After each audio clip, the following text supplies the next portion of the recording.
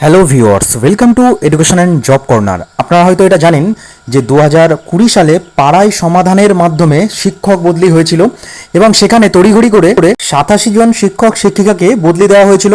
এই বিষয়টিকে কেন্দ্র করেই হাইকোর্টে মামলা দায়ের হয়, এটাও আপনারা শুনেছিলেন। গত 20 ফেব্রুয়ারি হাইকোর্ট এই মামলা শুনে বিস্মিত হয়। বিচারপতি বিশ্বজিৎ বসুর এজলাসে এই মামলা ওঠে। তিনি বিস্ময় প্রকাশ করেন যে এসএসসির রেকমেন্ডেশন ছাড়া বা অনুমতি ছাড়া কিভাবে পাড়ায় সমাধানের মাধ্যমে শিক্ষক বদলি হতে পারে। তারপরেই কিন্তু বিচারপতি বিশ্বজিৎ বসু হলফনামা জমা দিতে বলেন সরকার পক্ষকে, এবং তারপরে কিন্তু এই মামলার পরবর্তী শুনানি এই এপ্রিল মাসে হওয়ার কথা ছিল। গতকালই এই মামলার শুনানি হয় এবং এই মামলার শুনানি থেকে যে গুরুত্বপূর্ণ তথ্য বা আপডেটটি উঠে আসছে চলুন দেখে নেওয়া যাক। আমি বলে রাখি, গতকাল পাড়ায় সমাধান ট্রান্সফারের মাধ্যমে 438 জন শিক্ষকের লিস্ট প্রকাশের মামলাটি শুরু হলো এবং সেখান থেকে যে গুরুত্বপূর্ণ আপডেটটি উঠে আসছে, এসএসসিকে না জানিয়ে কিভাবে পাড়ার মাধ্যমে শিক্ষক বদলি হলো, এই প্রশ্ন বিচারপতি করেছেন এবং বিচারপতি যথারীতি বিস্মিত হয়েছেন যে এভাবে কিভাবে ট্রান্সফার সম্ভব। মধ্যশিক্ষা পর্ষদকে জিজ্ঞেস করাতে মধ্যশিক্ষা পর্ষদ খোদ এসএসসি রেকমেন্ডেশন নিয়ে ট্রান্সফার দিয়েছে এমনটি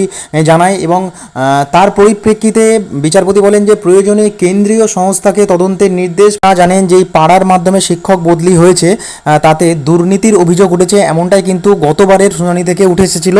তো তারপরেই গতকাল যে শুনানি হয় সেখান থেকে এই গুরুত্বপূর্ণ আপডেট উঠে আসছে। আগামী 9 এপ্রিলের মধ্যে রাজ্যের হয়ে এজিকে রিপোর্ট জমা দেওয়ার জন্য বলা হয়েছে হাইকোর্ট থেকে।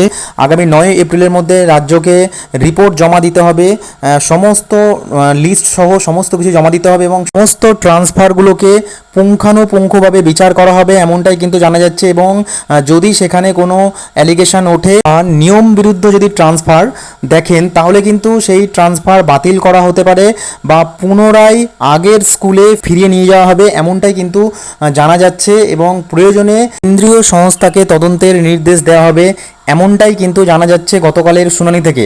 এই মামলার পরবর্তী শুনানি আগামী 12ই এপ্রিল। আগামী 12ই এপ্রিলে কি গুরুত্বপূর্ণ আপডেট উঠে আসছে আমি অতি অবশ্যই আপনাদেরকে শেয়ার করব।